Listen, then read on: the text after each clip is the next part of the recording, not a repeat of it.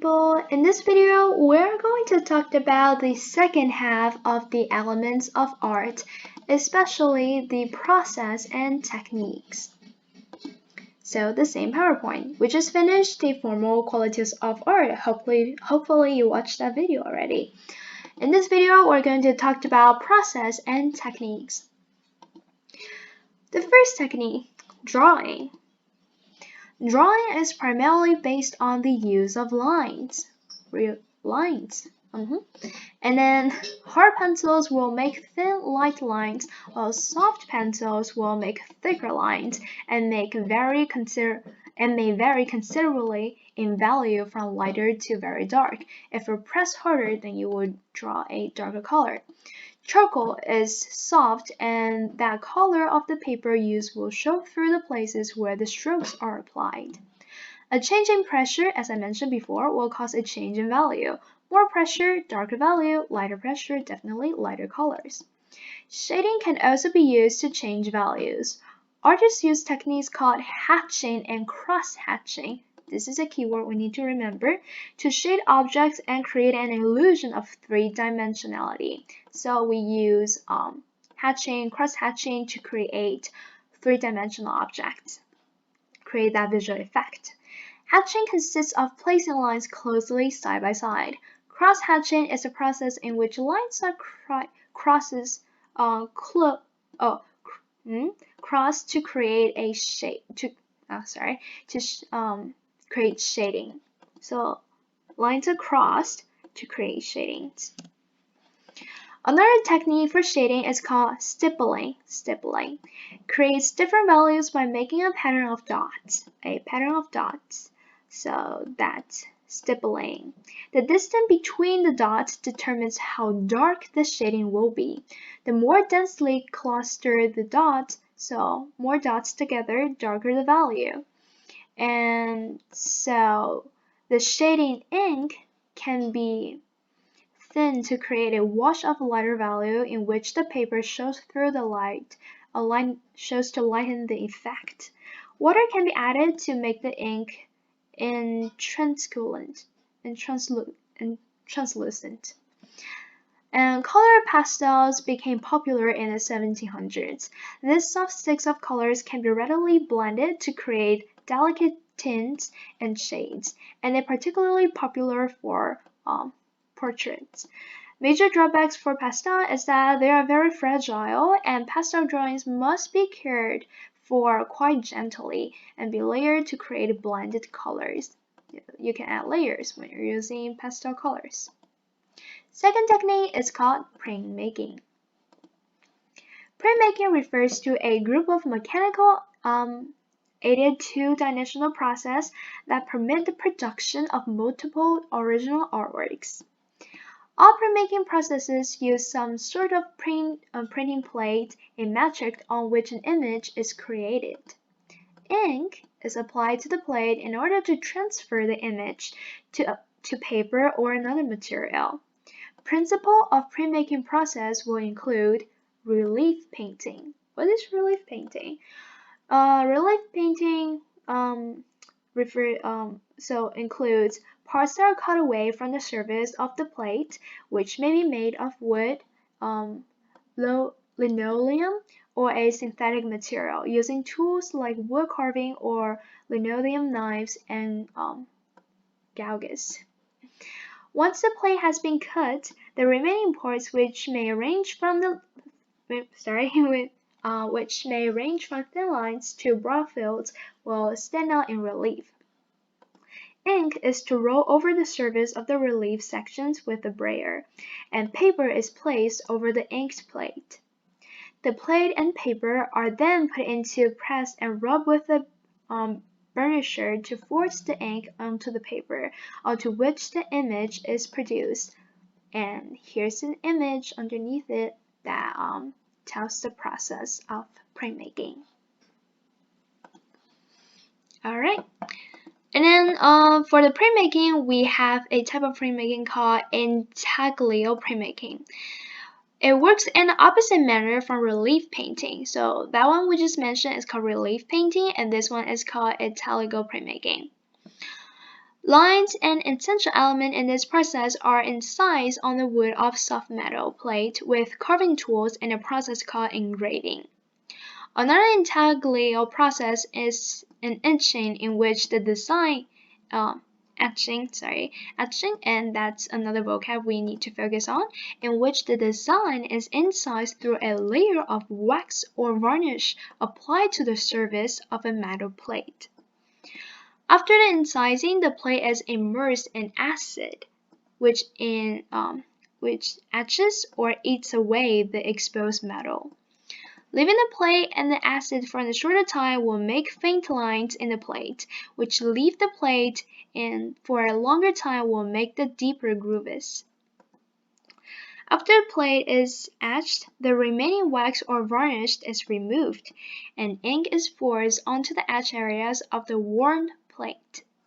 Then the ink on the surface of the plate is wiped off, and then finally paper is placed on the plate and then passed through a heavy press. So you really need that press to create the image. The plate is forced into the etched ink areas, causing the ink to transfer to the paper. So we're creating image right here. The etching process causes the printed areas to actually rise above the surface of the paper, giving a degree of dimensions to the print. And here we go, that is intaglio printmaking. Okay, so this is intaglio who invented intaglio printmaking. And then this is the place where he works and the machine he used to create his intaglio printmaking.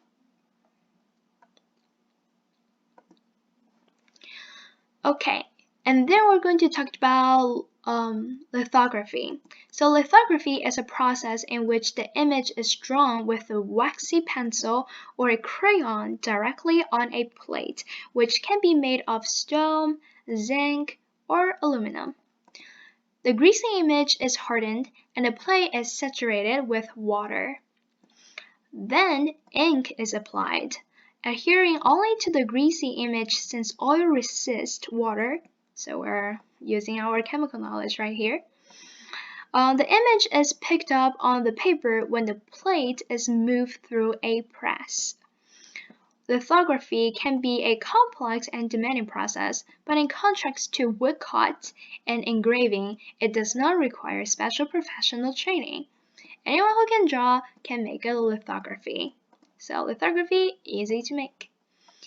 And then, screen printmaking. So screen printmaking are these type of prints that are familiar to us since the process is used to print most like pictures on t-shirts.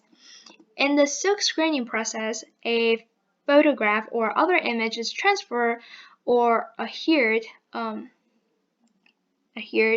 a silk or synthetic fabric that has been stretched onto a frame.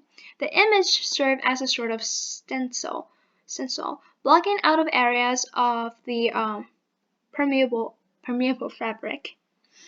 When ink is forced through the areas on the fabric, not blocked by the stenciling using a squeegee, the image is transferred to the paper of a fabric beneath.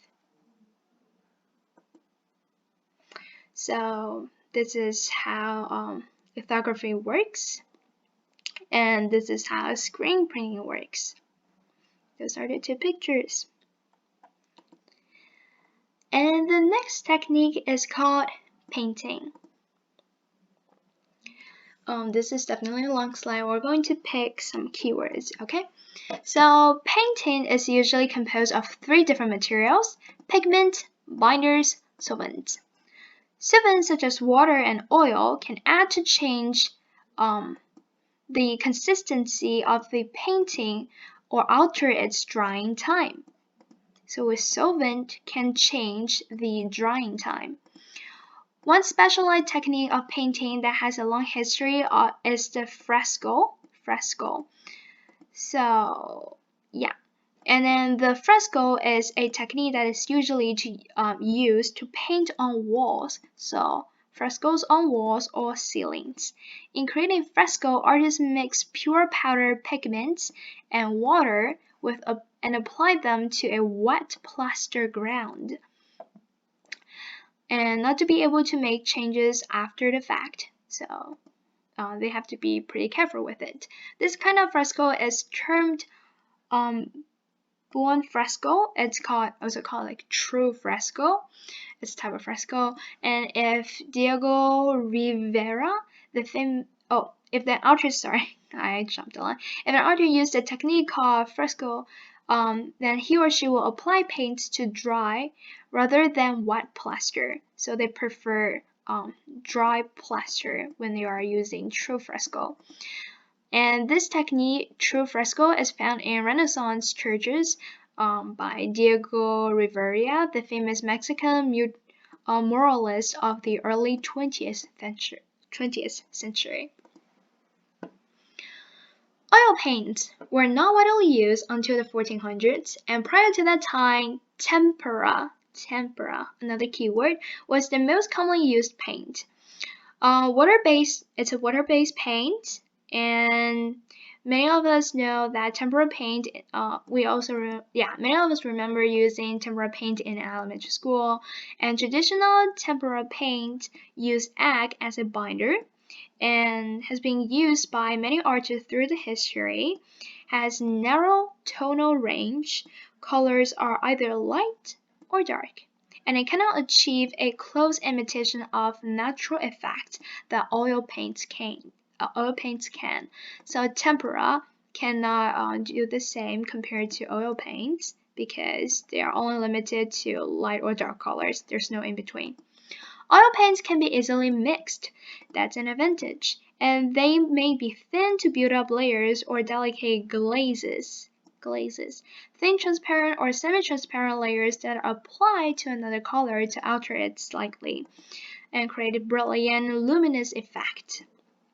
Oils can be applied thickly or heavily lumps to make an impasto surface. So impasto surface, we have those thick and heavy layers and colors. Color molten wax is fused with hot irons. The fact that Egyptian markers have survived through the use of encaustic medium. And Gouache is a water-based upcake paint. Has more body and dries more slowly than watercolor. It is a good medium for creating bright colors and multicolored details.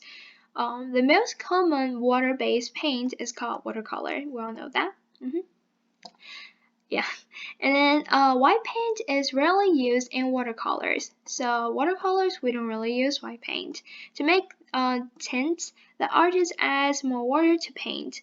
The lightest colors are applied first and then the darker colors next. So lighter to darker, working from background to foreground, and then from big areas to detail. It is not forgiving of mistakes. A recent development in paint is acrylic paint. So that's another development made from synthetic materials, plastics, and polymers after the World War II. Acrylics are, however, unable to achieve some of the effects that oil paints are capable. The next technique is called photography.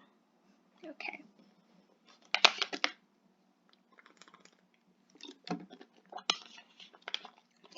So, photography was developed during the mid-19th century.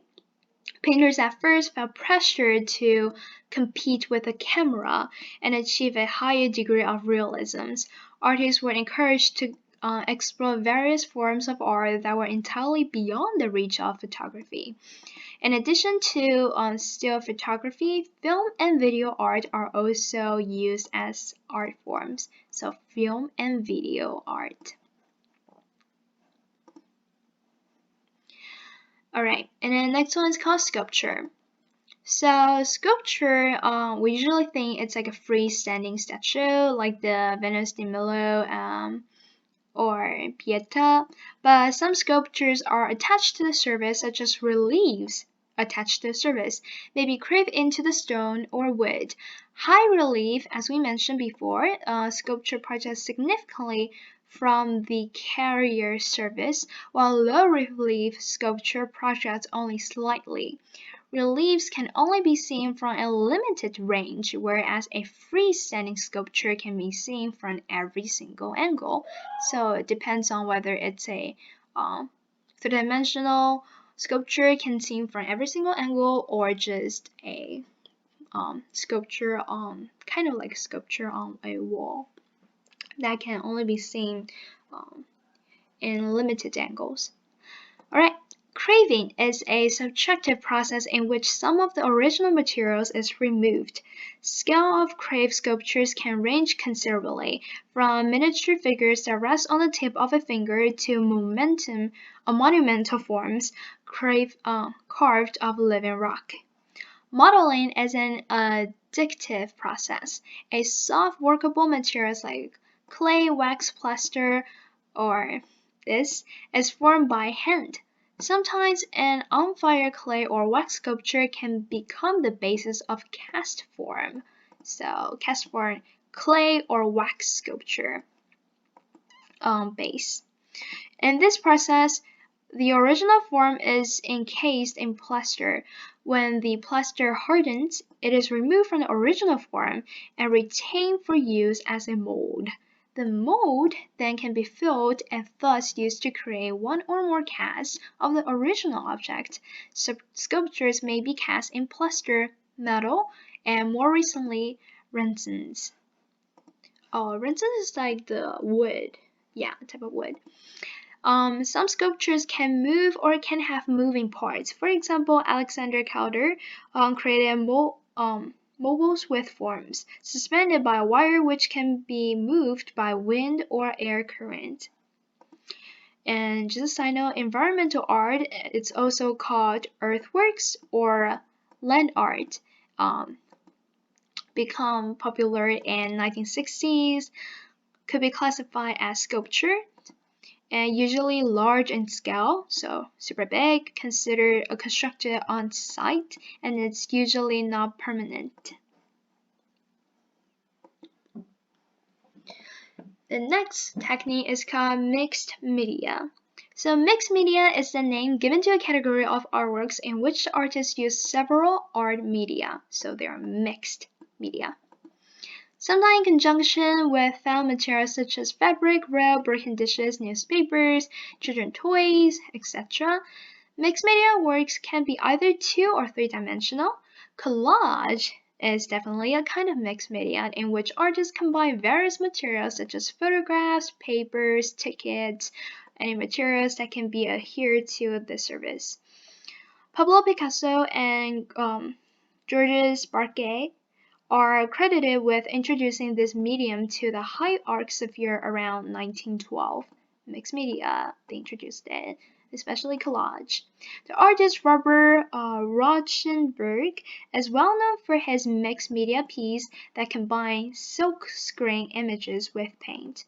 Robert Rauschenberg. Silk screen and mixed media. Next one is called the performance. Performance art is an art in which the artists engage in some kind of performance, sometimes involving the viewers. Lacks the permanence of more traditional genres of art. Videos or photographs of the performance may be the only remaining document of the event. Offers a means for recovering unique, repeatable human experience in our world of stereo, constantly repeated media spectacles. Since performances cannot be sold as an object, this art form has also been viewed by many as an escape from the increasing commercialization of art. So commercialization of art is something that you can purchase, but performance art cannot be purchased. Creative works like performance art continue to challenge us to reconsider our own conceptions and definitions of the term art. And the next one is called craft and folk art. Craft folk art, popular art, there are debated terms applied to a variety of art forms across cultures. Poetry, jewelry, fibers, glass, and wooden objects have come to be recognized as art forms, even though they may have utilitarian purpose. Pottery is a medium based upon the case of natural materials, clay vessels. Slab view pots are made by rolling out clay and cutting careful measure pieces, which is then assembled by applying liquid clay. Excuse me. And then cut slip to the edges that are to be joined. The pattern forms the basic shapes of the pot by manipulating the ball of clay as it turns on the wheel. When the potter uses a potter wheel to create pots, these pots are described as being thrown. Once the clay form has air dried, the kiln, a specialized oven, is loaded and fired. Favorite arts include both woven and non-woven materials.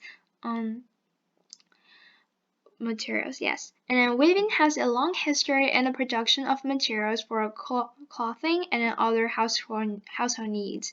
Some weaving techniques use a loom, while others rely on simple braiding, knitting, or quilting. Quilting is another important craft form that is practiced by popular as well as fine artists. Glass was first made in the Middle East in the third millennium. In this third millennium base. Alright, just give me a second.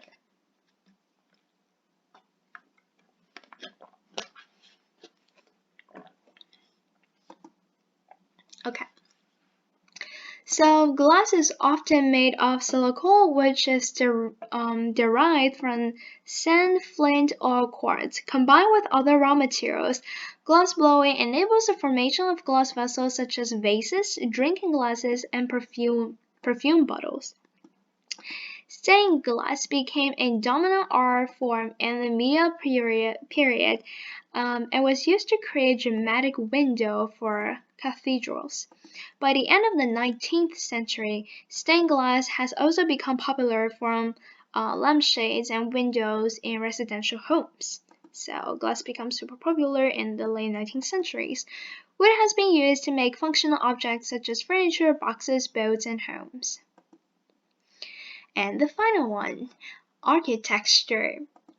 Architecture refers to the art and science of designing and constructing buildings. So constructing buildings, we're talking about this.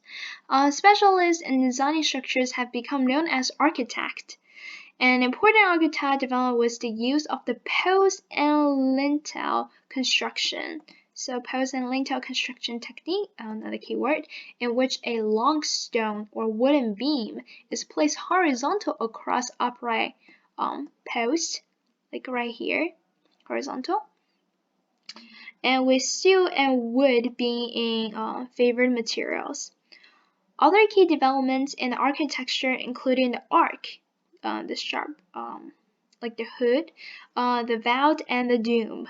Romans were great engineers, and in the medieval period, a skeletal building style developed that alternated between strong buttresses and thin walls with stained glass windows, which emitted more light and color into the building. So yeah, so Rome's they're super smart, and then the purpose for using such a skeletal building style is to get more sunshine into the room, and so room is more colorful because the sunshine. The addition of flying buttresses allow for even more height and window openings. So we are focusing on light in this case. And that's all for the second part of our first section, and that just some of the Part 2. Not part 2, sorry. That's just some of the second half of the part 1, elements of art. And thank you all for this presentation.